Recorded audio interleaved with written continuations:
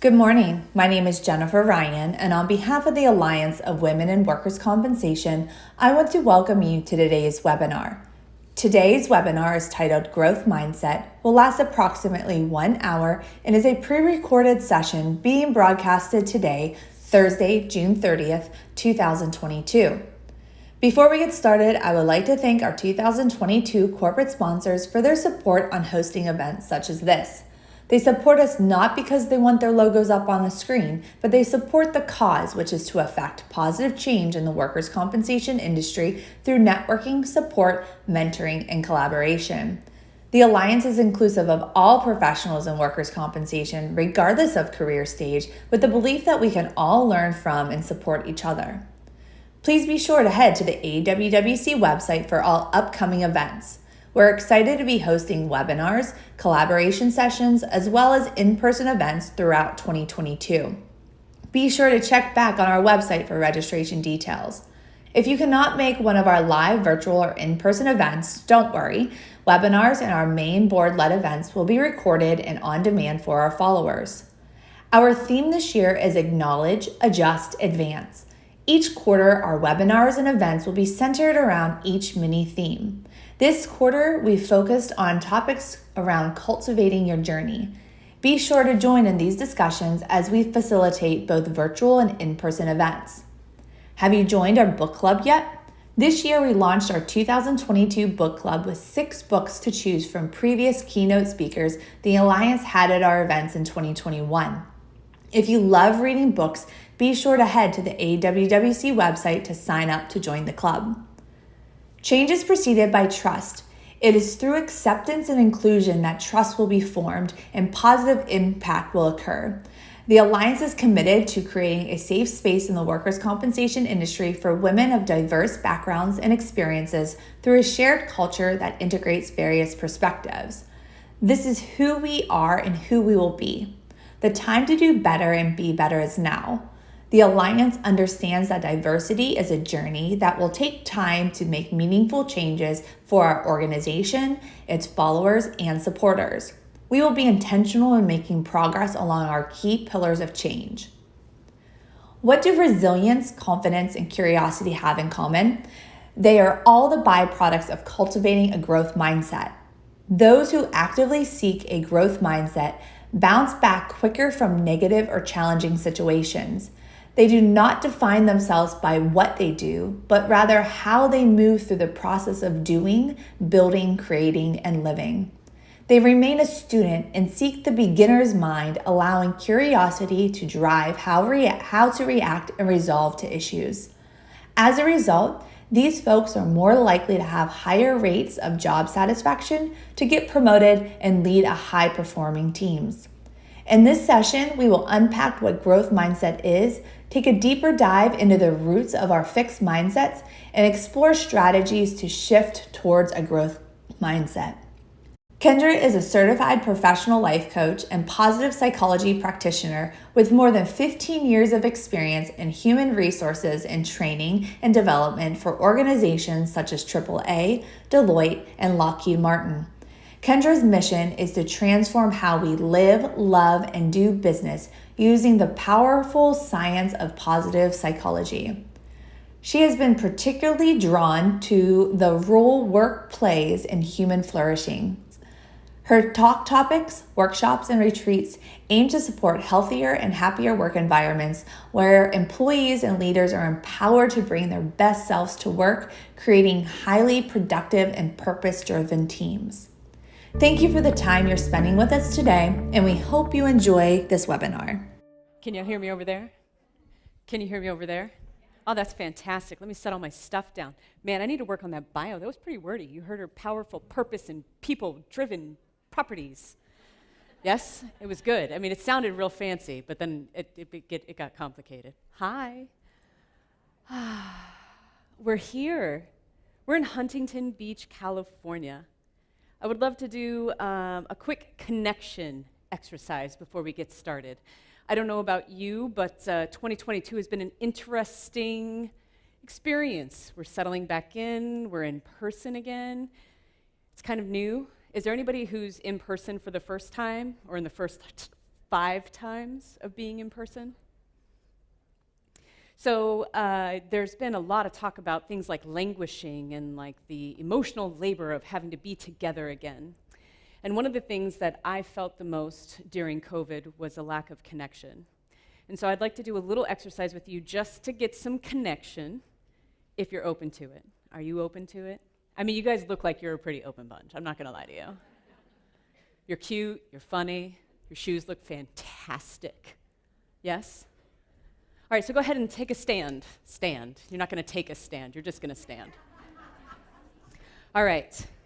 And so what I'd like you to do is go to the person next to you. Do we have even numbers? 1, 2, 3, 4, 5, 6. Yes, we have even numbers for the most part. I want you to just turn to the person directly next to you. For the sake of time, we're going to try to be quiet. We're actually not going to use words. So, one of the most important things about being in person, and as we talk about positive psychology, growth mindset, one of the most important things about being in person is being seen. Yes? It's being seen. There's something that you cannot do on Zoom that allows me to feel seen. And do you guys know what that is? You can look me in my eyeballs. So on average, the human being is comfortable with about 4.5 seconds of eye contact.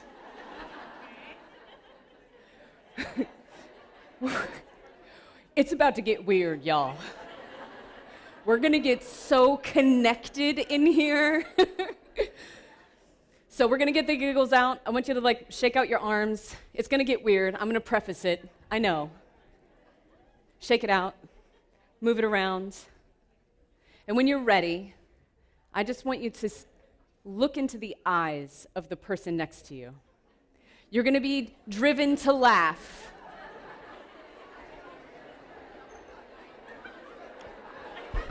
But I would like you, if I can, what I would like you to do is no words. You're going to be driven to laugh. Allow that to happen and then allow it to pass. And no words. Just hold the gaze of the person in front of you.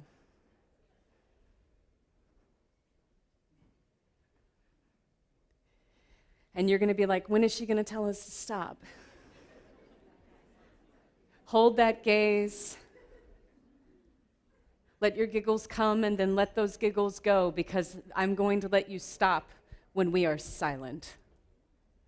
Oh, there it is. I got you.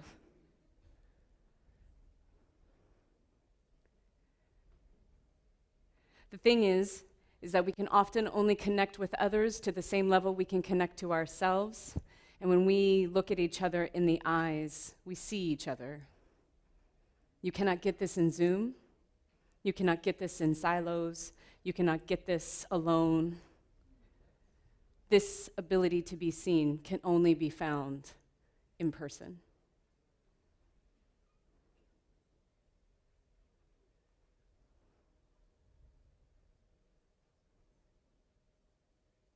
All right. How you feeling?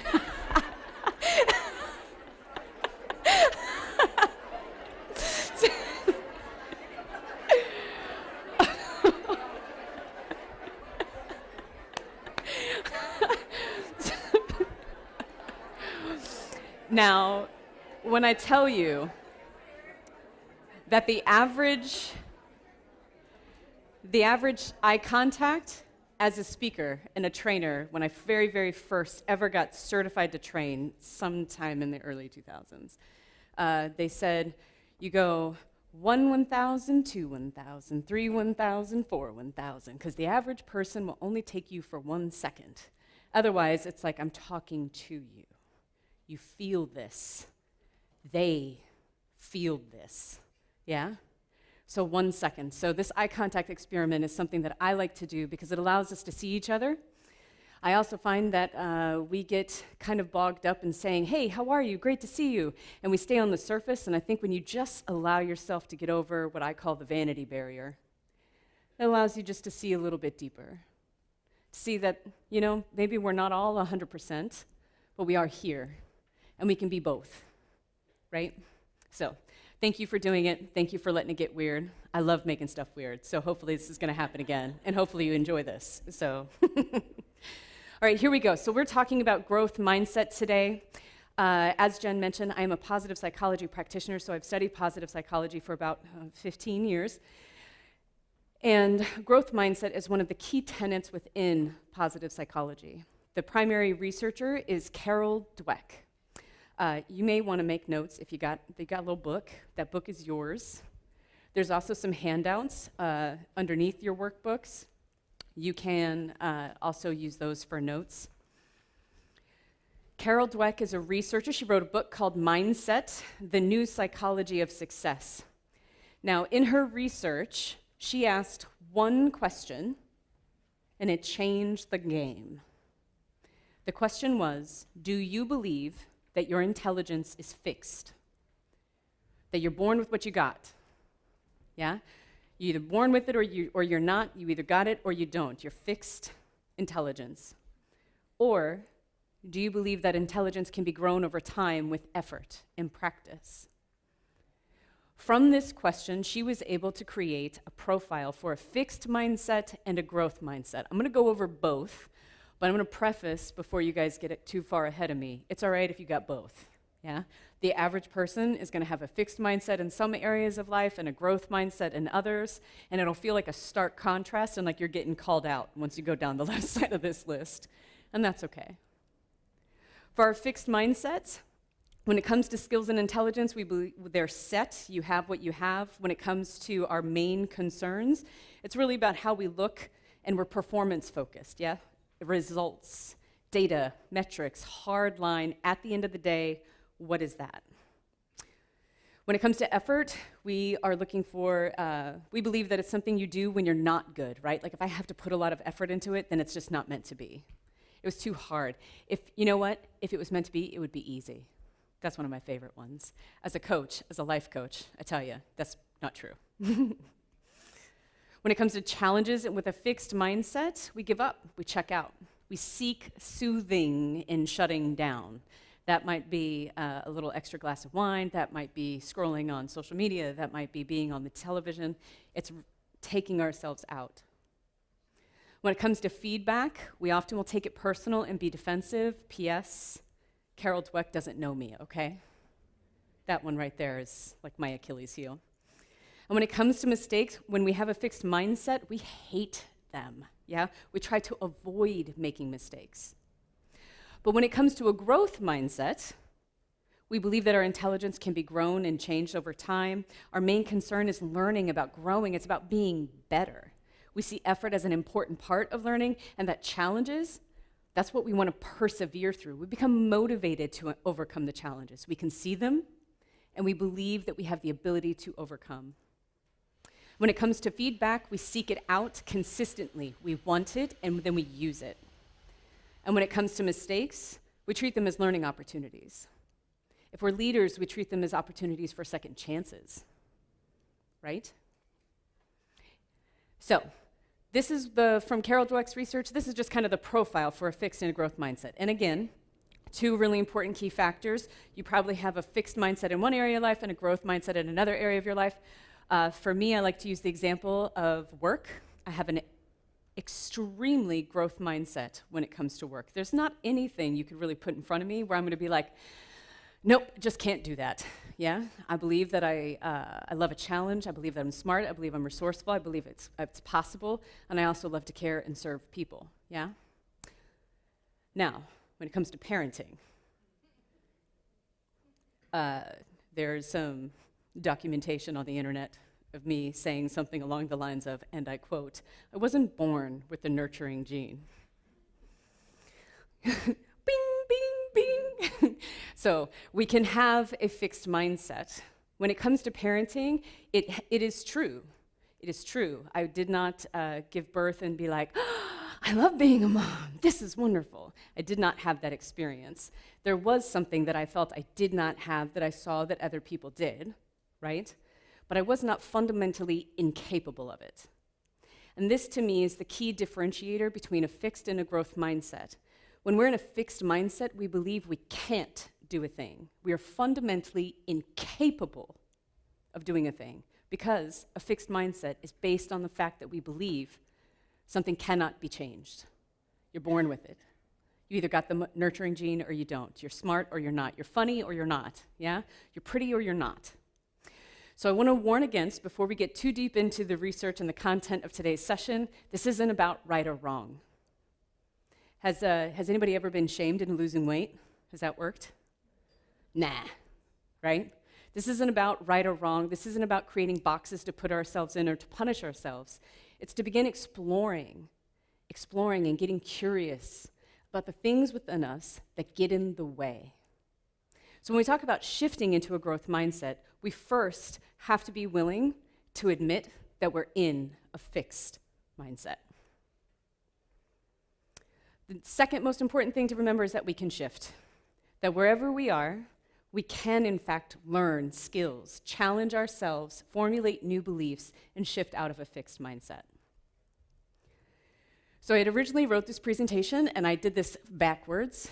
You guys have a handy worksheet that we're going to go through that I'm very, very excited to walk you through, but because of the timing, I moved it to the back.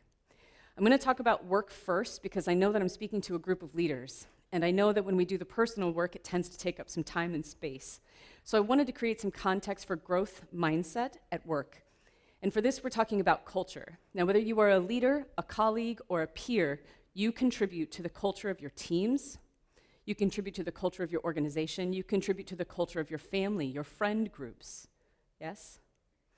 And so as we talk about growth mindset, I want to give you a spectrum, if you will, to consider how growth mindset or fixed mindsets might be seen at work.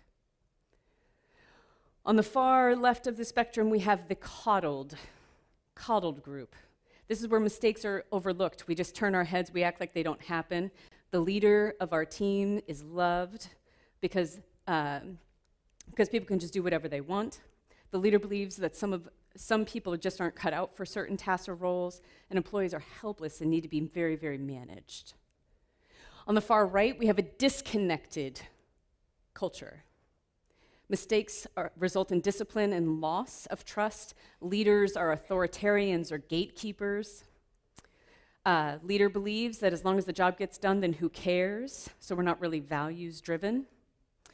And finally, that employees do what the leader says. If not, they're non-compliant or they don't fit or they're otherwise disconnected from the unit. And if they do what they're told, then they are deemed good. But right there in the center, in that sweet, sweet spot of all things when we find balance, we have a nurtured culture. And in this culture, it's going to sound very familiar, mistakes are learning opportunities and chances for second chances. The leader is loved because people feel encouraged, challenged, and cared for. The leader believes with time, effort, and practice that anyone can grow into what they hope to be. And finally, employees actually manage their own time and learning and are encouraged to take risks. So when we think of growth mindset, we're going to be doing the reflective personal work. But when we start here, I wanted to give you context to see how growth mindset and fixed mindsets show up in cultures, in company cultures.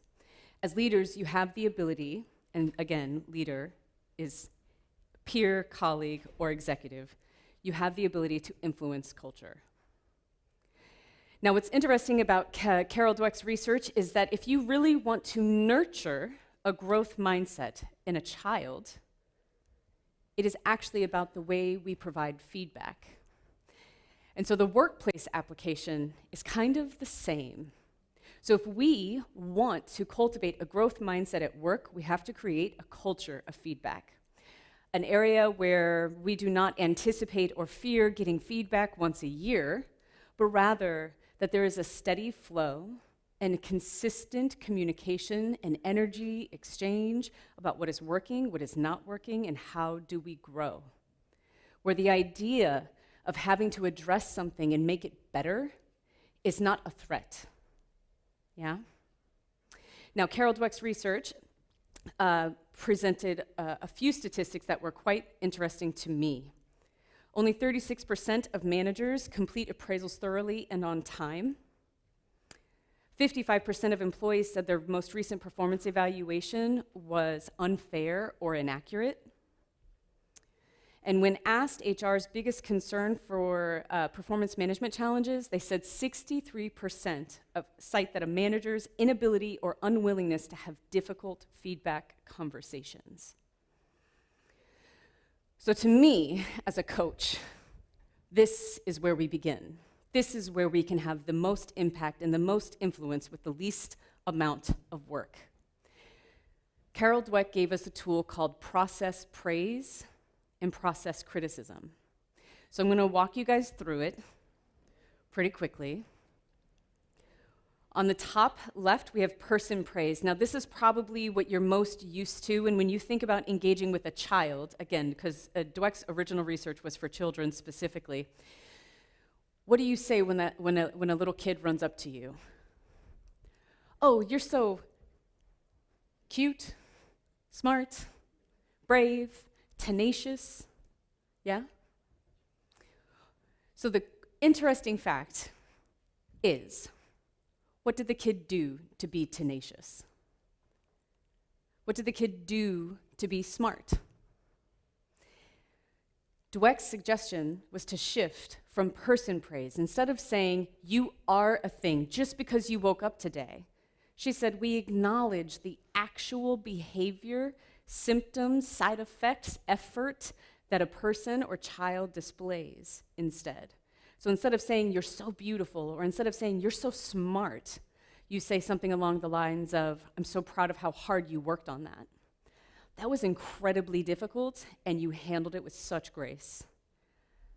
I love the way you've accessorized that outfit. It complements your hair perfectly, right? It takes more words, it takes more effort, but what we ultimately end up doing is we say, I see you, and I see you not just here on the surface where I can tell you that you are pretty or you are smart, and I can assign this thing to you, which will ultimately feel disconnected. Does that sound relatable? Have you ever heard a compliment, but it didn't feel inside like a compliment? Like you knew somebody said something really great to you, and you were like, oh, thanks. Yeah? Dweck says that when we receive acknowledgement for things that we don't believe we deserve, we will naturally reject it. In his book, Nonviolent Communication, Marshall Rosenthal says that when you receive a compliment that you don't feel connected to, ask the person to tell you more. Somebody says, Kendra, you're so beautiful. You know, that's really difficult. I don't feel connected to that. Would you be able to tell me more? That sounds really uncomfortable, am I right? Yeah, it sounds really uncomfortable. Yeah, I know. Tell me more about how beautiful I am.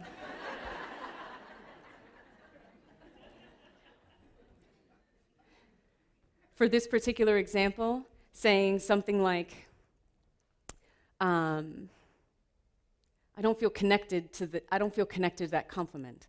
I could say thank you, and I could keep going, but I want to be able to connect with what you really mean. Could you say it a different way?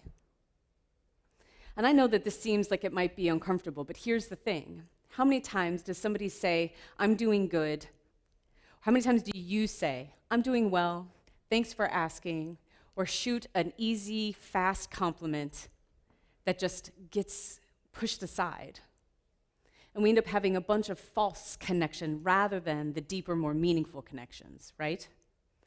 Sometimes we have to kick the ball back. Now, physical appearance compliments are very, very hard to do. I will give you that.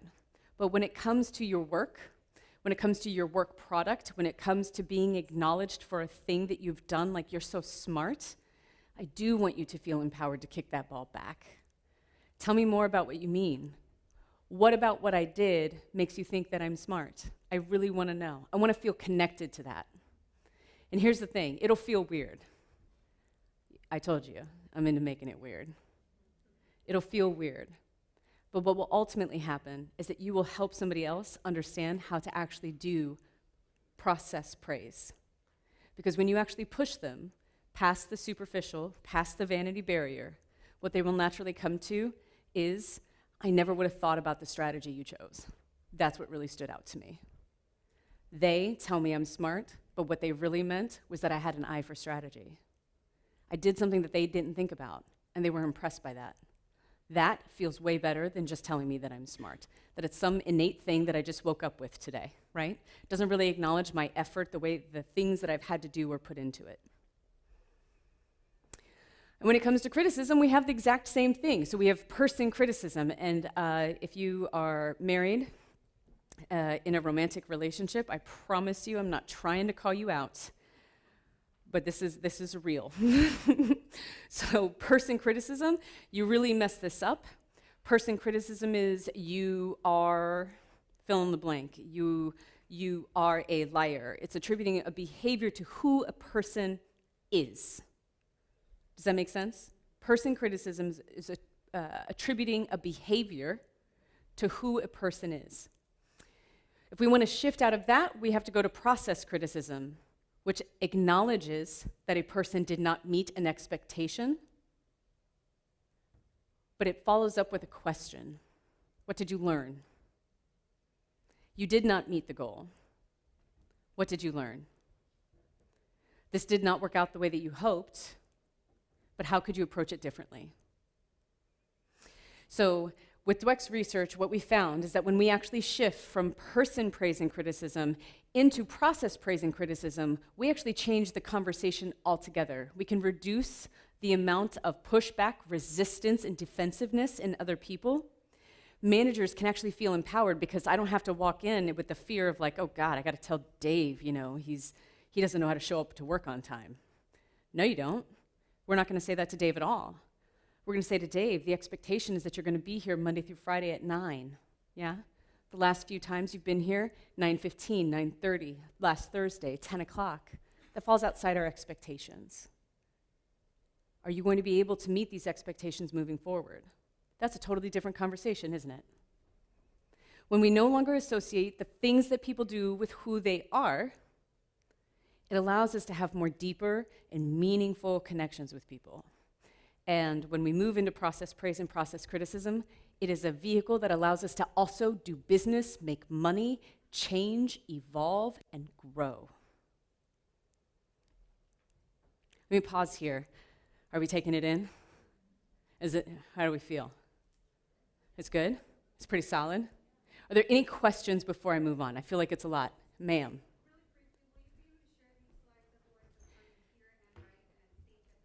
Yes. Yes, slides will be available. Excellent question. Thank you for that. Anyone else? Ma'am. We're making them work.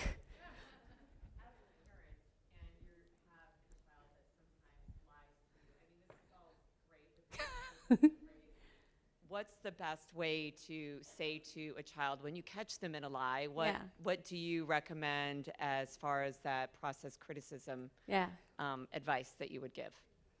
Well, I think that's a few questions. Have we established that lying is not a behavior that we want them to have? Have we lived it and communicated it clearly in the values that we want to hold them to? Would be my first question. Assuming that, we've been saying things like, we don't tell lies, then I would say asking questions, what makes you feel like you have to lie? When we lie, it's deeply associated with vulnerability, avoiding vulnerability, or shame. We feel shame. We don't want to lose something we have. We don't think that we're going to get something we want.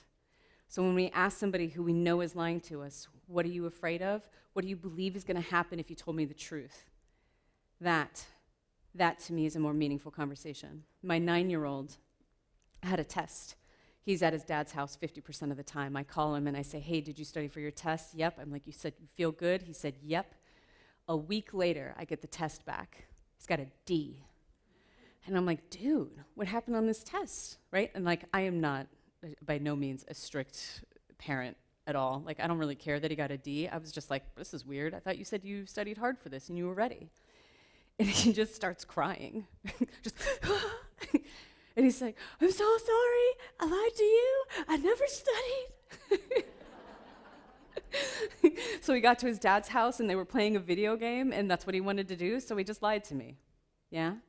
And so what we learned through this experience was that he thought that if he told me the truth, that I would be disappointed. Important things to know. I am disappointed. Yeah? I am disappointed. Not that he didn't want to study, but that he felt he couldn't tell me the whole truth. And so we had a very interesting conversation where he did have to take a time out, and I wanted him to calm down and think about what he wanted to say and how he really felt. But when we actually got down to it, I needed to express that he was loved no matter what. And I know that he's 9, and I'm not sure how old your kid is, but it can be a little bit more complicated than that. But my kid needed to know that he was loved no matter what. That if he wanted to tell me, Mom, I don't want to study, that I'm going to hear that, right? Because who'd be willing to hear that? That's a hard thing to be willing to hear, right? But do I want him to tell me the truth? Yeah. So we have a rule now. I say, do you want to study or do you want free time? He says, I want 20 minutes of free time. Done. Alexa, set a timer for 20 minutes. He gets his 20 minutes of free time and then he studies.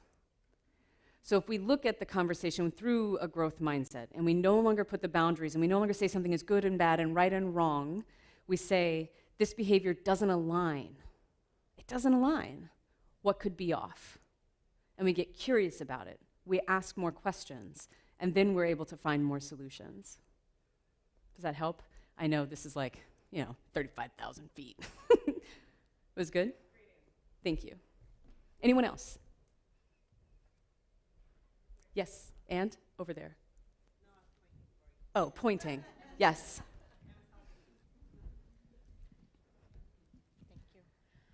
So on the process praise, the words, I am so proud of how hard you worked on this. I read something recently about kind of turning that to, aren't you so proud of yourself for what you did here? Is that a really meaningful difference in the conversation, or do you think it's kind of the same thing? I definitely don't think it's the same thing. If you were to say, aren't you so proud of yourself? I would be like, sure. Like I just showed up and do what I do, but the things, yes. To me, I feel like when it comes to when we're talking about process praise, I would say me saying, I am proud of you is significant because what I'm trying to do is replace the idea of just coming up to you and being like, you're so smart. Great event.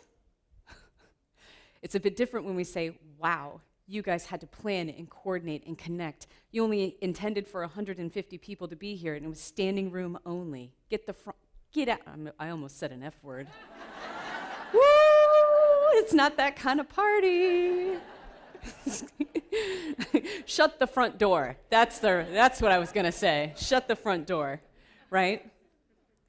It's a different way of saying it, so I would say it does make a difference. And when I say I am proud of you, that is acknowledging that something within me is acknowledging something within you.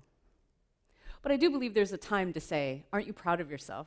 Do you feel how excellent this is? I do think that can be powerful too. Anything else? These are great questions. All right, perfect.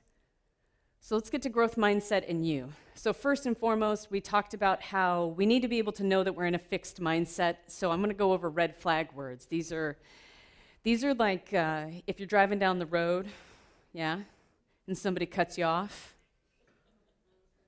There's some days where you're like, man, there must be in a hurry. And then there's other days. There's ever the days where we say other things. Shut the front door. That's right. Red flag words kind of operate exactly like that. Red flag words are your marquees, your flashing signs that say, hey, something's not right here. All, always, never, everyone, and no one. I just want to be very clear that I, Kendra Davies, am guilty of this all day long, that if you are in a romantic relationship with me and you do not do what I've asked you to do, you will hear the sentence, you never call me on time. You never take out the trash. In fact, I will reserve the word never only to be used for him in that moment. Please and thank you. I take full responsibility. So never and always are big red flag words for me because I go to them, I use them for emphasis. And the reason why they're red flags to me is because they allow me to create emphasis without being vulnerable. I'll say it again. It's a red flag word for me because I create emphasis without being vulnerable. I get to call you out and say, you never do a thing, instead of saying something like, hey, this is like the third time I've asked and you didn't do it, and I don't think you value my time. That's a different conversation. Yeah? So that's why it's a red flag word. Other red flag words: can't. He, she, they are incapable. It won't work. The project can't go. We need to shut it down. The end all, be all, cut it off. Can't is one of those words that is actually, if I had to challenge myself every single time I use the word can't, if I had to say, is it true? I can't. I can't make it on Friday. Is that true? I'm fundamentally incapable of making it to your birthday party on Friday at 6 p.m. Is that true? No, it's not true. I could go. What I don't want to have to say is that there is abundance of other things that I've committed to previously, things that actually have more of a priority to me, right? That's what I'm avoiding saying. I can't write my book. I can't do my daily prayers and meditation. I can't take 15 minutes to take care of myself. I can't step away from my kid. I can't take 15-minute breaks during the day, Kendra. My schedule's too demanding. I'm in back-to-back meetings all day long. I can't. Thing about can't is that it is almost 100% just absolutely flat out not true. And if we had to give a more honest and real answer, it might sound something like, I don't know how to manage my time, I feel overwhelmed. Yeah? I really, really want to write that book. But I don't believe that people care, and I don't believe that anybody will want to read what I have to say. Right? That is probably more real and more honest. But can't is what we lean on. Can't is where we go. That's where we park the car. But that is often not where we're at, not the truth. And then no one can, it will fail, or should. My mentor used to say, don't should all over yourself. So don't should all over yourself. Yeah? Should is one of those words that it implies shame, that there's some other option that was better that should have been taken. You know, this is not this talk, but I spent a year pursuing spirituality, a while back. A whole year where that was the purpose of my teachings. I had a teacher through various different religions. I had a bunch of different practices that I did in this year. And my idea and my hope was to draw closer to something greater than myself.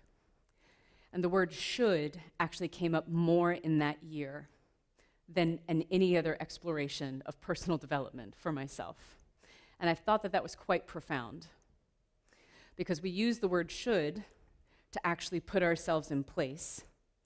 And again, if we had to be more honest and more realistic, it probably isn't about should as much as it is, I'm afraid. I'm afraid if I do what I want to do, I will be rejected. Therefore, I will tell myself I should do this or that, right? So, as a side note, but should is a pretty powerful word. So what I'd like you guys to do now is kind of partner up. You can just stick to the people who are right next to you. I want you to talk about your red flag words. What are your red flag words? This is not an all-encompassing list, darlings. Like, if you got other ones, share. What are your red flag words? What are the things that you go to when you are in that fixed mindset?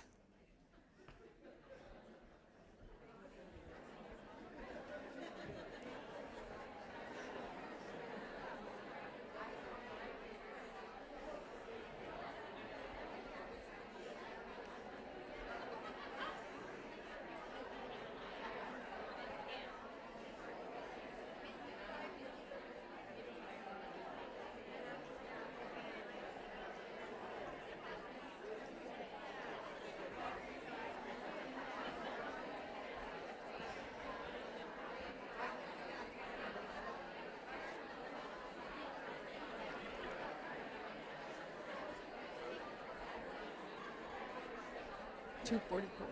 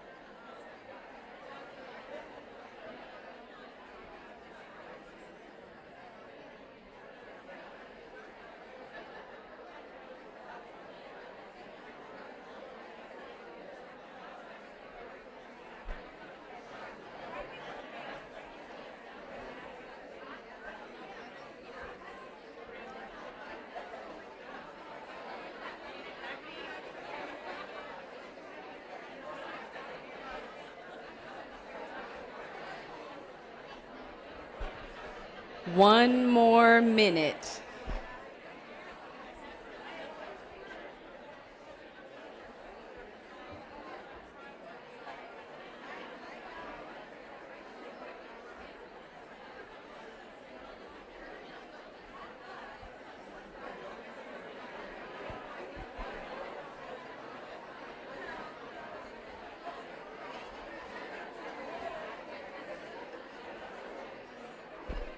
And let's bring it back.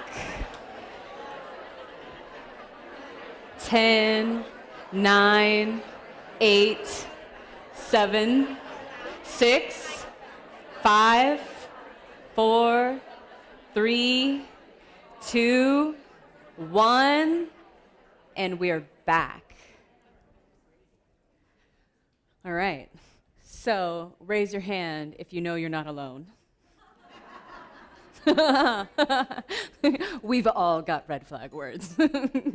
Mine are glaring marquees. Like my friends could see this presentation and be like, she has that. Yeah? Were there any ahas or takeaways from your discussions? Was there anything that kind of stood out in the conversations that you guys had about red flag words? Yes, ma'am. We bonded because we were the ones that stood next to you looking in each other's eyes, but she was her. Aw, honey, we went deeper. Yeah, we did. But I mean, so for her, one of her red flags is I'm good. And so. Oh, wow. Oh, I felt that. Yeah. Yeah. I'm good.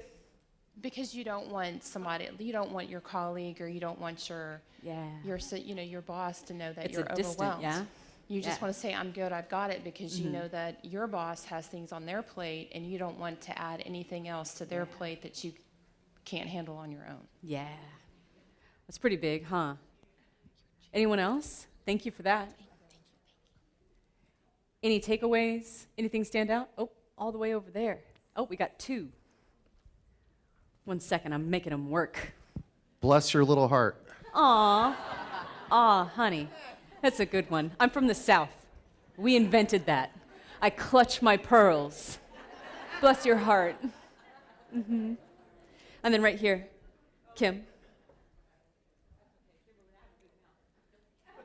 No, they And for you. insist. All right, we actually had the same one, which is, I'm confused. Ooh, tell me more. Well, because you're not saying anything negative, but you're saying, really? I'm confused. Like, what the hell are you thinking about? Where'd you come up with that dumbass idea? Yeah. But it's a lot nicer by saying, I'm confused. Uh-huh. All right. I feel that. Anyone else? I really like the I'm good. I really, really like that because, and it might be that I like it just because I'm just like, but I really like it because when we think about our red flag words, they're the things that we use to protect or distance or like prevent from having to go any further and make it any deeper. We avoid the shame, we avoid the criticism, the exposure, the vulnerability. So I really like that. I think I'm confused actually also does the exact same thing. I'm confused is just a way of saying, oh, say it again. Instead of just being like, hey, I don't understand how we got here, right? I thought we were going to talk about this, you're talking about why. Help me bridge the gap. So instead of saying that, right, and taking accountability or holding other people responsible, it allows us to take a back seat. Very good. So that we know our red flag words, in the last 30 minutes, I have 30 minutes, as I understand, yes? I'm going to need you to manage me a little bit.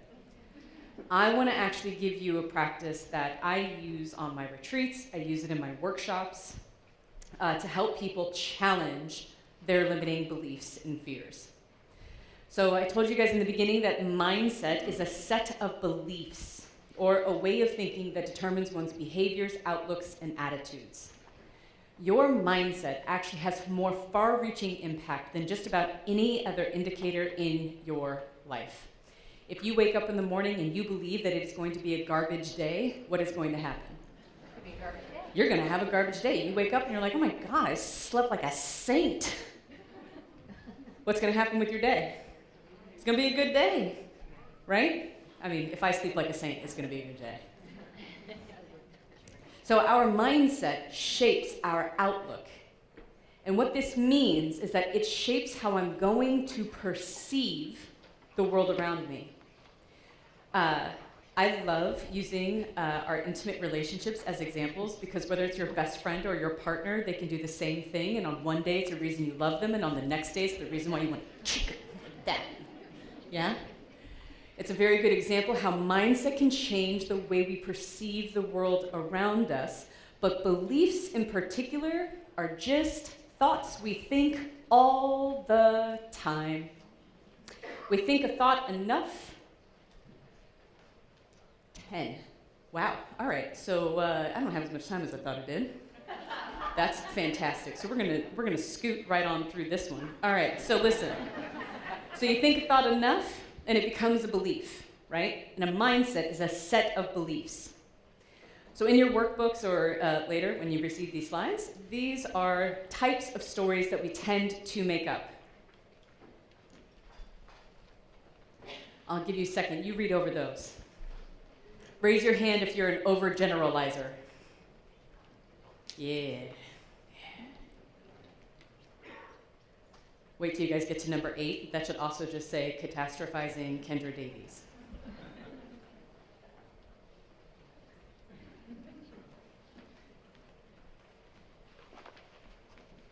I'm also fond of number 4. Obviously, I know what you think and feel about me. I know.